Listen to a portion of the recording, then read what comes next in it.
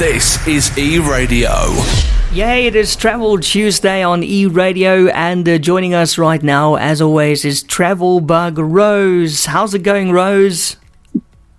I'm very well, and you? I'm good. I'm good, thank you. Loving the rain and the cooler weather.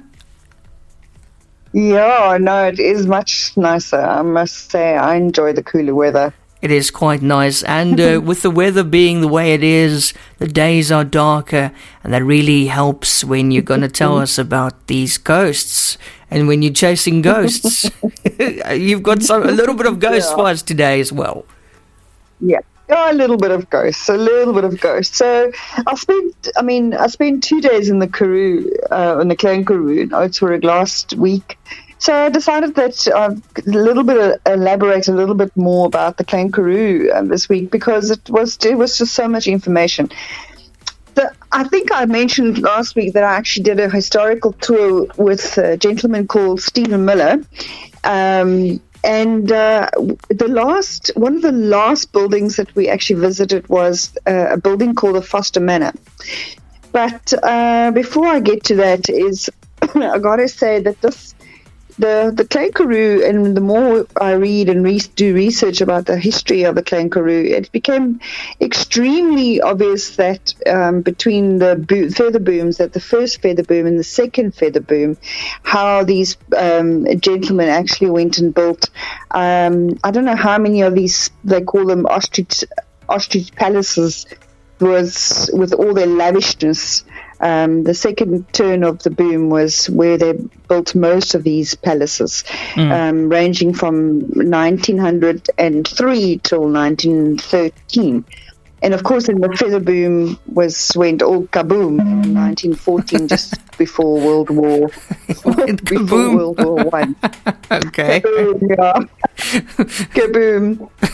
So, the last building that we actually visited was the building of the home of a gentleman called Mr. J.A. Foster, and he was a lawyer. But it was said that he actually practiced with C.A. Langenwerfen, and as I mentioned last week, C.A. Langenwerfen was quite an expert on water.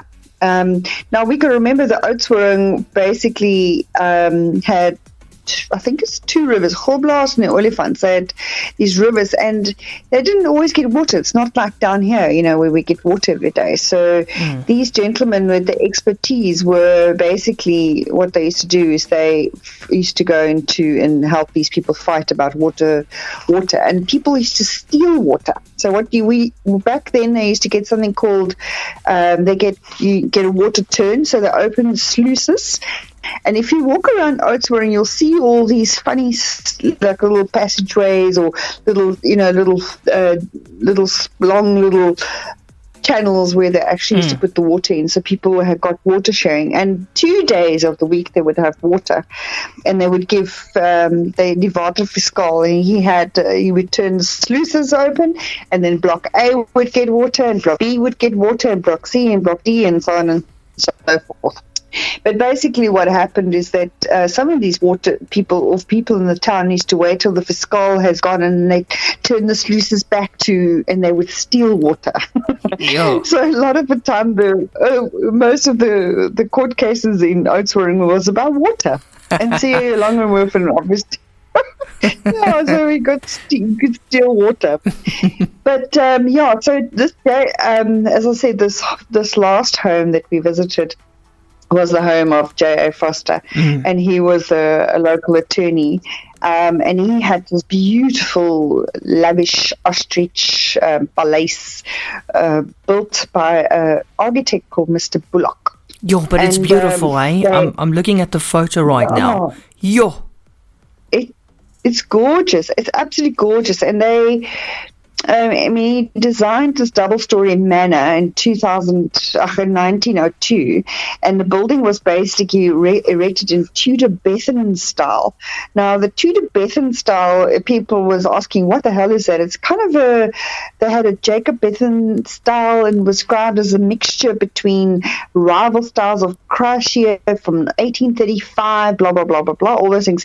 And it's a free English Renaissance style. So what is that? If you look at some of the stuff, you see a lot of the English influence in it, because the bottom of the house is basically built of sandstone. Yeah. And I said last week that the sandstone was only so much, but as it started running out, they had to use their other initiatives. And the top part was the Tudor Bethan style, and they eliminated some of the hexagonal or many of the facet towers and mock battlements of Jacobean and applied more domestic styles of Merry England. So it was not as elaborate, yeah. Okay. But having walked with Stephen through the town, looking at all the houses, I mean, with some of the places you look, and now you can imagine you're here in the early 1900s in a little town in the Karoo where there's absolutely bugger all, and they have these beautiful pane glasses and pressed ceilings, and a lot of these people, I mean, they made so much money in this time period that they actually imported most of the stuff from England. Now you can imagine importing a stained glass window from England or wherever, and you have to transport it with an ox wagon from Cape Town. Good luck. How did they even do that? Oh. I know. And how many of those things even broke? I mean, exactly. Can you imagine? That's exactly what I was thinking now, yeah. It's it's bizarrely crazy. So anyway, they built all these beautiful, and if you walk into this house, it's got these gables and the the beautiful half timber frames, and the stone steps and the window fan lights and door panels. Everything is beautifully carved and stylish and very glamorous. So Mr. Foster, an interesting, as I said, very interesting character, was working as an attorney. But Mr. Foster was extremely lavish, and he had these extremely lavish parties. So if you go, he was always like entertainment. Apparently, he was an extreme socialite. Ooh. And he had these big parties. But not only did he that, I mean, I think there's about 18 rooms inside this home. But he had not only a wife, he also had a mistress. Oh, of course. And they were both living. They were both living in the same house. Oh. And yes. Oops. And I mean, they both lived in the same house. And then they had all these kids, and at one stage, I think the people used to say they weren't sure whose kids were whose kids. Yeah, I'm sure. I don't even. They probably also didn't even know. I just want to say for our listeners, go and check it out. It's on Rose's social media right now. If you want to see Foster Manor, the beautiful pictures that she took, also some photos inside. While we're talking about it, you can actually see it and visualize. I can actually visualize those parties you just mentioned, those social events. I can actually visualize it inside here right now.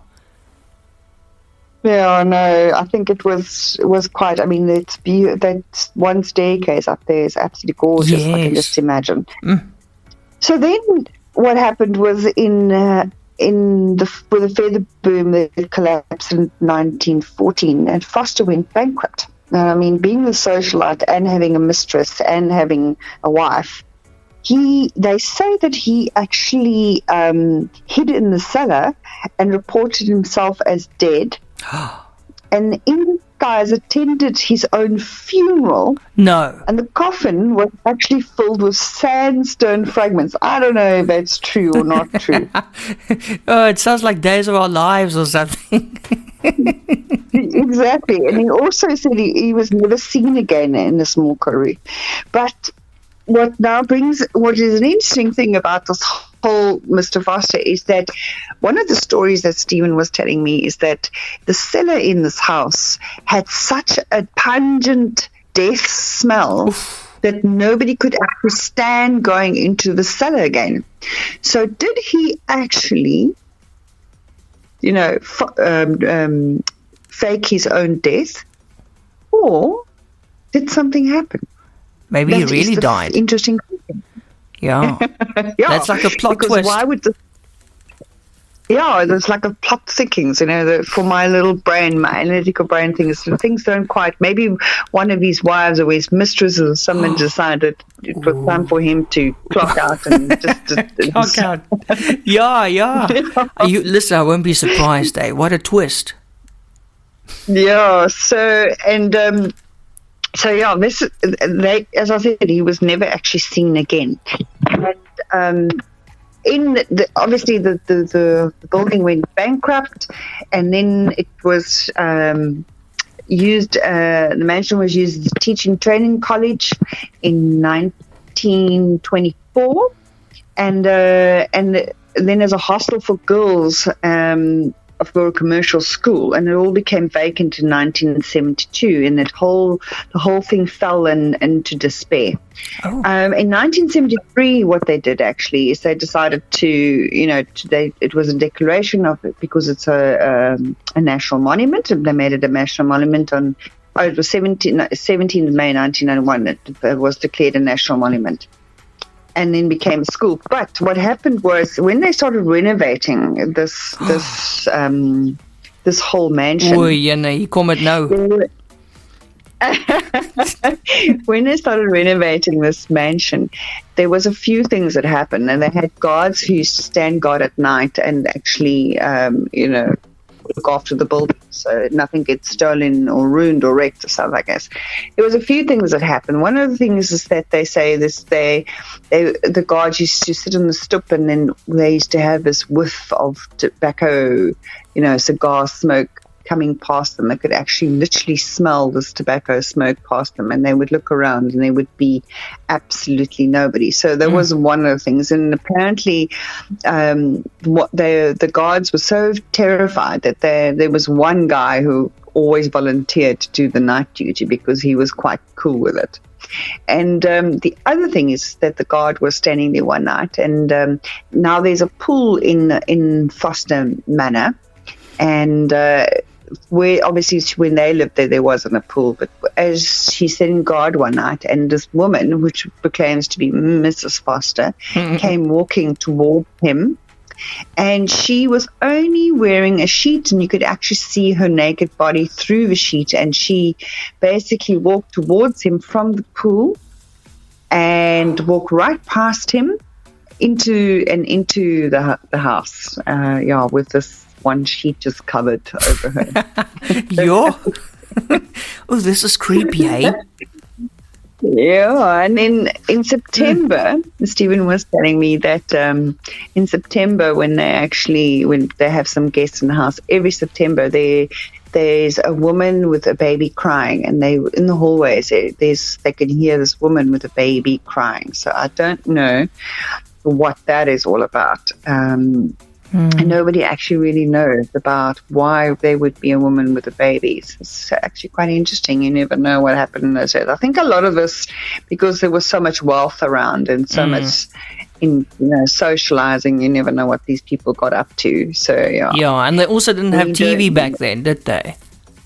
No, they didn't have TV. You see, you have to entertain yourself. Yeah.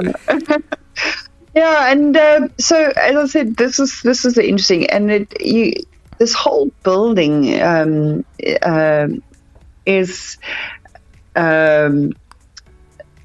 got a writing on the top. I can't remember what it was saying. Ris in Urba. I don't know what actually that means. I've got to check it out. But it's still written on the gate post as you walk in.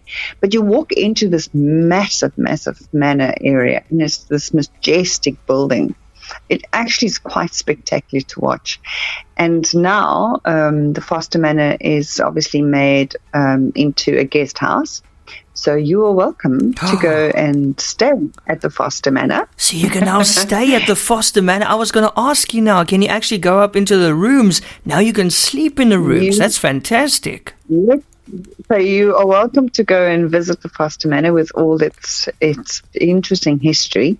And it's really beautiful. I mean, they've I walked in there and it was gorgeous. I mean, and they're also part of a training college. So they'd also do hospitality training in there for South Cape College. If you've wanted a really interesting holiday in Oudtshoorn, would probably be a very nice, and you're very interested in history and architecture, and maybe have a bit of a fan for ghosts, then why not the Fosters Manor? I am so intrigued right now. You have no idea. But Rose, did you actually sleep there? No, I didn't. I didn't have the opportunity to stay there. I just, I don't know. Yeah, I probably would have, but me and my my grandmother was born under the helmet, so sometimes I experience. Yeah, because I remember a few months ago you told us about that guest house, I think in Sagefield, where you saw 2 nights in a row. You saw that you had that presence in your room. Yeah. Yeah, it was quite interesting. And I've had another one when I was very young, in close to Groningstad, where we were hiking. We were sleeping the night in our backpacks and backpacking, and we slept in our sleeping bags. Was myself and some other hikers, and in this derelict house. And I don't know, there was such a presence there that I actually eventually got up and went to the car and slept in the car. Couldn't stand it anymore. My word. Nee, jy's definitief onder die helmet gebore, daar saam met jou ouma, of it probably passed on. But that's fantastic. So Fosters Manor, you also tag them on Facebook, so we can go and check out their Facebook page. But it's so cool that you can go and stay there. What a fascinating building. It's stunning. Yeah, absolutely. And I think, if you are there, if you do make a night to stay at, I would really recommend actually meeting up with Stephen and doing a little bit of a historical walk with him in Oudtshoorn. We all drive through Oudtshoorn and you see all these buildings and you don't actually realize. I mean, the one was a palace, and now the Montague House is now an art or a studio, and the what did he say, P&V store, which was the trading store, is now Mr. Price. The doctor's room is now optometrist. So all these historical buildings are still incorporated. But there are some of these ostrich palaces that actually just went derelict, and they actually just demolished them completely, which is quite sad. But yeah, that's the history part of Oudtshoorn. And if you are taking a walk with him, it really is interesting. I mean, you see Oudtshoorn through in a different light, which is lovely.